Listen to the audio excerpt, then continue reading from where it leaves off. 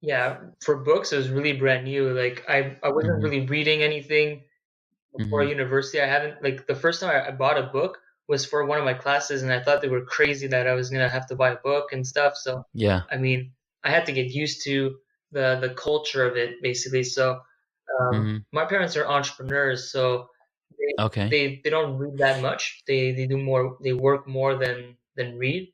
So Hmm. it's brand new to my culture that basically reading wasn't really something that I wanted to do that much, and now it's something Hmm. that it's more on my day-to-day basis where I love to read. So I mean, just something that happened, and No, reading is amazing because you learn so much from the authors. Because that's the one thing amazing about books is that you can be transported to a totally different space and knowledge space, especially when you're reading fictional novels. But when you're reading nonfiction, you get to learn the stories of and the struggles that people went through into getting to where they are now, and how it got them to the point that they're in. Recently, Errol Erdman mentioned that he's going to be bringing on Brock Thomas to his podcast to do a live conversation with him. And I learned about Rock Thomas maybe a few months ago, and I was totally blown away. I was like, wow, this guy has an amazing, amazing story. And I've spoken with Robert J. Moore too, and he's got an amazing story too. He's telling me how he was just down on his luck and he was just crazy, and he had to build himself up. And if you listen to one of the stories behind the author of Harry Potter, how she was homeless and she used to hang out in libraries and she started reading all these books. And then the other reason I asked about books is because, you're an author and I am hoping to become an author. One thing that I noticed with my son, my 8-year-old, he loves to read books. He's going to be 9 years old by the time this episode publishes. So apologies on that. I've I've got some uh, backlogs, and an earlier podcast we were talking to, and my friend was just making fun of me. He's like, who knows when this podcast will see the light of day, because it's going to be the post dystopian, because flying cars are the future now, and Facebook doesn't exist anymore. It was just really out there. It was quite funny.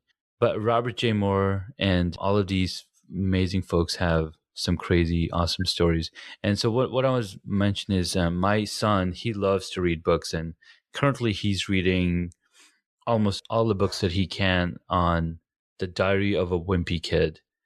And I think before that, he was all over, I think last year, he was all over Captain Underpants. And I'm like, what is this Captain Underpants? I mean, talking about underpants and talking about undergarments, it's something like taboo when I was growing up. We don't talk about these things. But now there's this kid's book called all about underpants and how this is Captain Underpants, and he's got these superpowers. So I was like, oh my God, this is crazy. But I'm trying to let him discover new things on his own. And he absolutely loves reading. He loves to tell stories as well. And I love the different questions that he asks. So tell me, what is your goal for 2019? Are you planning on picking up a hobby, or are you just going to focus on the passion that you have for writing books? yeah. So I'm mostly gonna focus on my passion for books because Hmm. I also coach authors. So I also coach Okay. writers to become authors. So Hmm. coaches, speakers, and influencers, entrepreneurs to basically go from an idea to publish their Hmm. book. So really, Yeah. I help. That's what I really do. I help those who want to get their book out in 90 days, so that in 90 Nice. days they can become a published author. Wow. Can you share some of these tips with my audience? Yeah, for sure. So basically, when we start, there's different process we can go through. There's an automated program where they can get the information themselves. I have Hmm. I have an ebook that's currently out, I'm transforming Mm-hmm. the ebook into a workbook to get it out to print as well.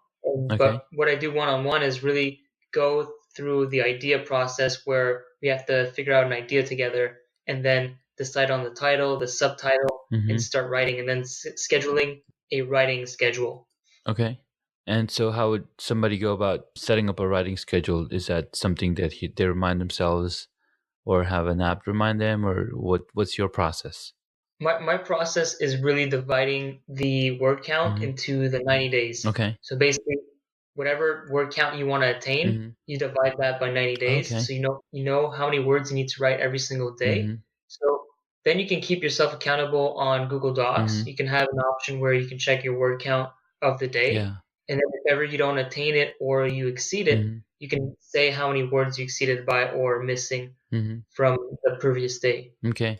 Now, some of the things that I've encountered when I was writing my chapter for The Magnetic Entrepreneur is that I didn't start really writing it. I started speaking it because I do not have the amount of time that I could put down to just sit down and be writing because of my other, what do you call it, responsibilities. So I have a 2 hour commute daily, and I would spend each of the hours to work on the part of the books that I want to write. And I've noticed that a lot of the times, either I'm repeating words or repeating concepts, and then sometimes the story is a tangent. So, how do you account for that when you're editing something? So, I understand that if you have a writing schedule, you're actually writing and be able to go back and look at, okay, what did I write about yesterday? Where does the story continue? Do you do a writing schedule, or do you also start with an outline, or do you out do an outline? Yeah, so I rarely do an outline just because I like to write from the inspiration that comes to me. Okay. That I find a outline just restricts me of too many things. So if Mm-hmm. ever I want to write something else or I want to change Mm-hmm. ideas, then I'm Mm-hmm. open to it. Okay. So I basically just Um. set up a writing schedule and then go from there. And if ever, let's say I write for 30 or 60 minutes, then I Mm-hmm. stop, then I'm just gonna write maybe like one last sentence and say like continue writing about this or something. Okay. Yeah. Okay. That's pretty interesting way to look at it. So I took some writing courses through masterclass.com.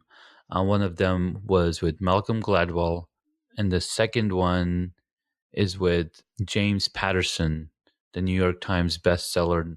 I mean, every single novel that he puts out Mhm. is a bestseller. And both of them mentioned that, you should have some kind of an outline. It doesn't have to be in stone, but an outline where you talk about the different concepts, because what you're mentioning with writing 60 minutes or 90 minutes a day. I don't know if you mentioned 90 minutes. I think you said 30 to Yeah, 60. 30. Yeah. 30 to 60, right? So I think what that sounds like is a lot of free writing. Is that right? It's not free writing. So really the Okay. difference between free writing and writing for a book is that free writing Mm-hmm. doesn't always make sense. Okay. When I'm doing my writing for 30 or 60 minutes per day, Mm-hmm. so if I'm writing a book, say, Mm-hmm. well, I mean, all the content is relevant to the book. Yeah. Okay. So you figure out what book title is going to be, or what concept you're going to be talking about in this book, Yep. right? Okay. Then you have an anchor point to say, okay, this is the flow of my story, and then you can add and subtract stories as you go along. Yeah, for sure. Like basically what you do Okay. is for the title, you keep it broad. Mm-hmm. So really Keep a yeah, broad title. this is Okay. for nonfiction. So you keep it broad, and Yeah. then for the subtitle, Mm-hmm. you keep it very niche. Okay. That makes sense. So you have a broad title to bring in everybody, and then when they see the subtitle, like, oh, it's not for me, or it is for me. Exactly, because the subtitle is really like what problem you're solving throughout the book. Mm-hmm. That is a really good point, because I never really thought about that when I was doing my chapter. And you gave me some really good points, like put the name in the beginning of the title of the chapter. Now I'm not sure when the book's going to go out. I've been talking back and forth with Robert as he's helping with the putting the book together and getting it out. I think the editors that are going through all the material. So I got to go check with him and see how that's coming along. Really good points, man. I really appreciate it. Is there something you want to share with the audience that we might not know? I mean, we are a Hacks and Hobbies podcast talking about hacks and hobbies, which essentially covers all of life. Nice. Yeah, so basically, I'm also working on a book where it's the chapters are co-authored. So yeah, Mm-hmm. I'm having celebrities, influencers, I'm having entrepreneurs in there. So I'm really having the most successful stories and strategies because it's a strategy book that I'm creating, so that I'm getting Mm-hmm. like a step-by-step process of what success means to certain people. So Yeah. it's a little more like my previous book, but this time around it's less focused on Mm-hmm. interviews, but more focused on the story. So the person themselves, they write Nice. the chapter and they really explain to them Yeah. like what they do and how they help people, and basically just give them more insights about what success means to them and how they got success in their life. It's like I have Nice. multimillionaires in there. Um, I have Wow. Greg S. Reed that wrote an endorsement for the book. He's a New York Times bestselling Mm-hmm. author, and just having a lot of Nice. powerful people in there to share their message. That's very awesome. Now, how can people reach you and where can they find you? Yeah, for sure. So they can find me on Facebook. They can find me on Instagram. So on Instagram, it's Antoine Mm-hmm. underscore Airoldi. And on Facebook, it's just you can Okay. contact my personal page. Unfortunately I'm at 5,000 Mm-hmm. friends, so I can only do it through messages Yeah, now. of course. So people can Mm-hmm. contact me through there. I still see it. So yeah. Okay, perfect. I'll include the links to the book as well as the different places people can reach you. Do you have a specific website that people can go to as well and learn about if they wanted to bring you on for their services? Yeah, for sure. They can either go on how to write a book in 90days.com or Uh-huh. antoinearaldi.com. All right, perfect. This was awesome, man. Thank you so much for your excellent tips. And we definitely look forward to speaking with you in the future. And we'll make sure people can check out the books that you've written and any future projects that are coming down. Awesome. Thank you. Awesome. Thank you so much. Thank you for listening to Hacks and Hobbies. You can find additional information on the guest today on the website hacksandhobbies.com. Please feel free to subscribe to the podcast so you don't miss out on upcoming interviews with amazing guests.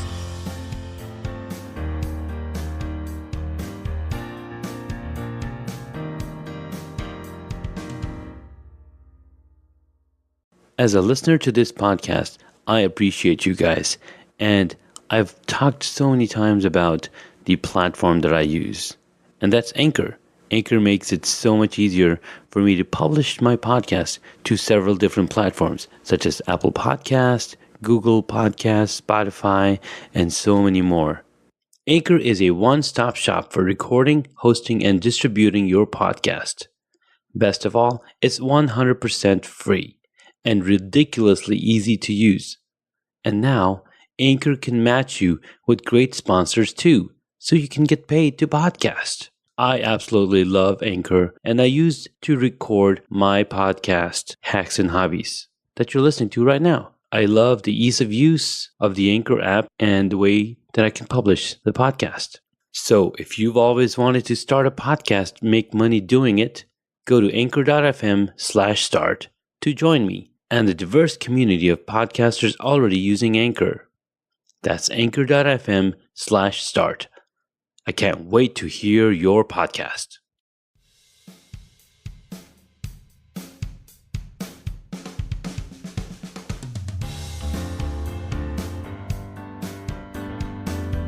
Thank you for tuning in to Hacks and Hobbies with your host, Junaid. In Season 2 of Hacks and Hobbies, we're visited by our amazing guests coming from all walks of life who want to learn their story, their struggles, and their journey on how they got to where they are today. So stick around.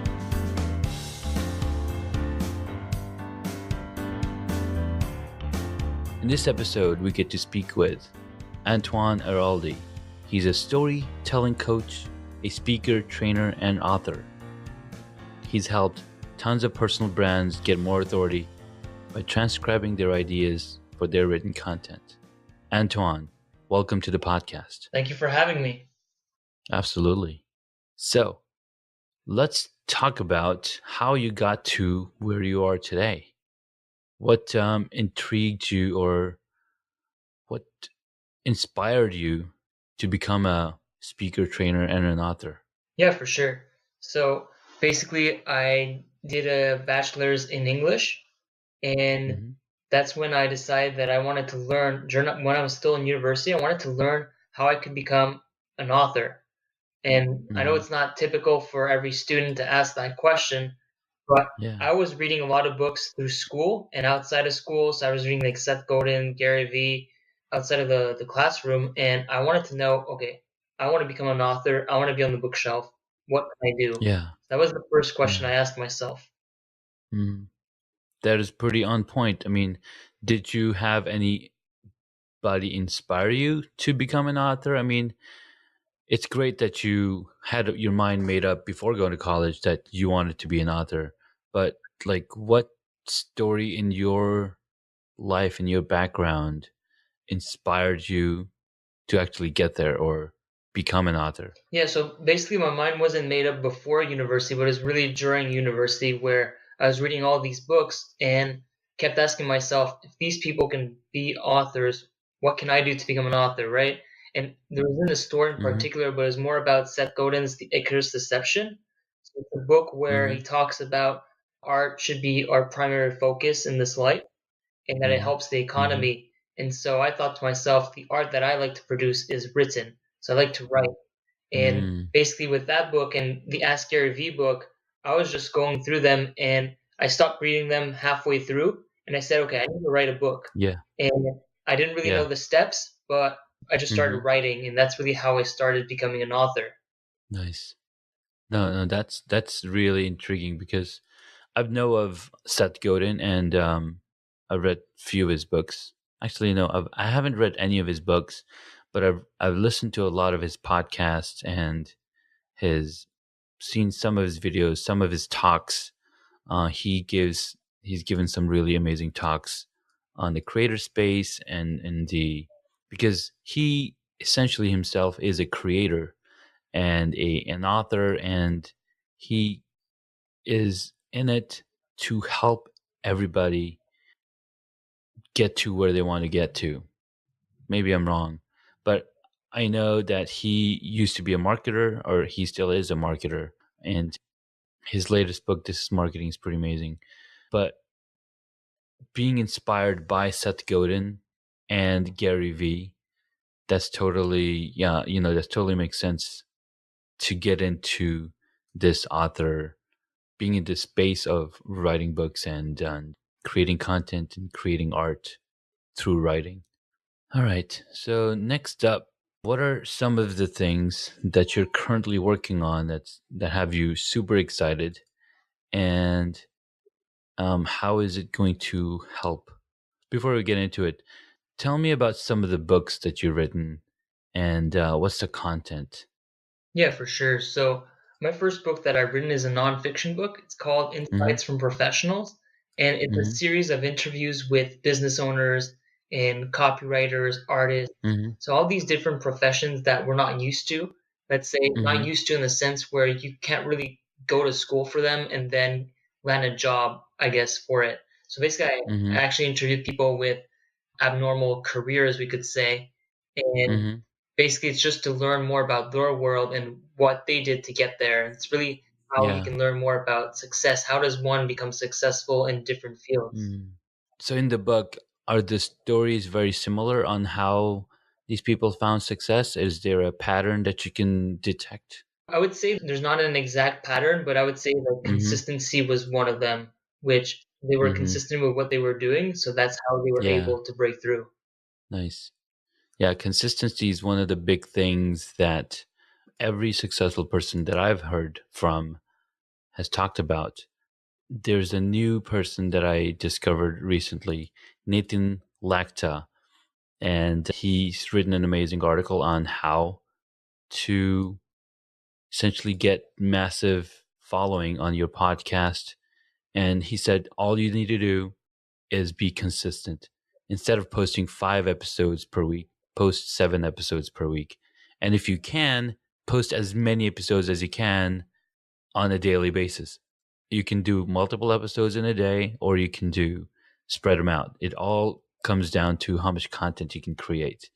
And one person that followed that advice to the T is Tyler Wagner. He started his podcast about 10 months ago.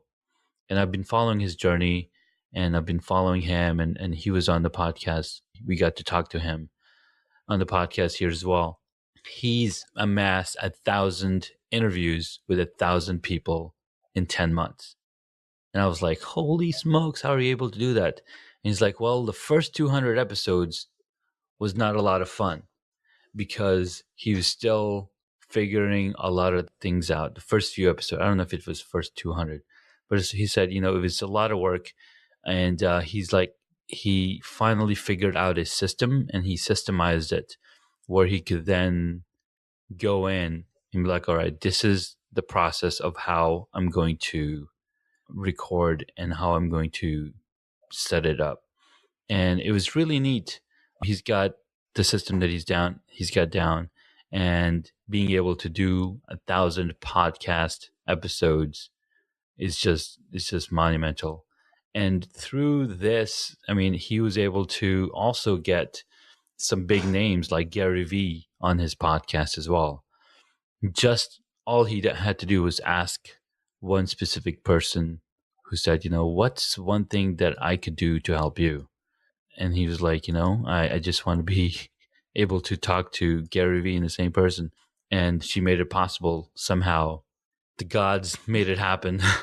All right, so that's pretty cool. Now, where can somebody find the book that you've written, and what are some of your future plans and some other material that you might be working on? Yeah, for sure. So people can get it on Amazon. So they can just go on Amazon and look for it, and it's going to be there. And for Mm-hmm. future works, I'm actually going to be in a co-authored book called Magnetic Entrepreneur. That's a Nice. book by Robert J. Moore, and he's an Mm-hmm. international best-selling author. So he's going to be releasing that book very soon. He's doing a series of different books, so the same title, but with Mm-hmm. different people in the book. So he's basically sharing Yeah. different stories within his book so that Mm-hmm. more people can learn more about how they became entrepreneurs and how they got to where they are and just more about their story, Yeah. really. Nice. Very Yeah, nice. I will take a look at the book that you sent, and did you already have published? We'll post a link to it in the episode notes. What are you aiming to get out of being an author? And I know some of these questions might not be hard, they're quite easily. I'm just trying to see if you could tell us an awesome story that you have to the yeah, audience. for sure. So for me, writing is something that I love to do. It makes me more creative. So just Mm-hmm. writing down anything, basically. If it's not a book, it's just writing, writing my goals, writing what I want to accomplish in the day, right? Just writing Mm-hmm. down anything. It's just, for me, it's just a creative habit that I have and I like to do it. So, I Mm-hmm. mean, that's really why I write. All right. So I one question that we asked before you get on the podcast is, what is one hobby that you wish you got into? Yeah, And yeah, for sure. So for mm-hmm. me, I would say it's sports, more Mm-hmm. like team sports. I wasn't much of a Mm-hmm. sports guy when I was younger, and so I mean, I don't practice any sports other than just go to the gym or things like that. Like sports, you can Yeah. train alone. So that's really what I'm Mm-hmm. more used to. Okay. So what are some of these sports that you wish you got into? Like, I know you mentioned team sports. Was it basketball or football or hockey? Yeah, there's none in Mm-hmm. particular. It's just maybe more about doing more, I guess, team Mm-hmm. sports. I guess I didn't really have one in Yeah. particular. I like playing Mm-hmm. basketball. Okay. It's pretty cool. So one thing that I've noticed in myself as well, I didn't really. I mean, I played some team sports growing up with my classmates, but I was never the best. I was always, either a goalie or either a defense for in basketball, or either fielding while we were playing cricket. And I never really stepped it up, and like, oh, this is absolutely what I want to do. It's because I just didn't have the passion for it. And I think it mostly comes from watching my dad work super hard, and he was into technology more or less. And so the one thing that I did love to do was biking, cycling. And throughout my younger age, I always had a bicycle where I could ride to wherever I wanted to get to. And what's funny is every single bicycle that I had a BMX once, I had a banana bike once, I had a mountain bike. Every single bike ended up getting stolen because kids just like to steal stuff. And this is mainly my fault because I would be running an errand. I would park the bike outside the store because I was living in Saudi Arabia. And I come out and the bike is gone because I didn't have a concept of putting a lock on it, right? So that was pretty funny. Do you have any interesting, funny stories like this that Uh, we can share? Not necessarily. I don't really have any funny story like that. I mean, I had a bike too, but I mean, it wasn't ever stolen or I mean, anything not, it doesn't have to be like bike related. It could be anything at all. I mean, what were your parents like? What did they do? And was being an author inspired? Well, you said your main inspiration was Seth Godin, but was it somewhere in your childhood that you were reading a lot of books, or was it very brand new?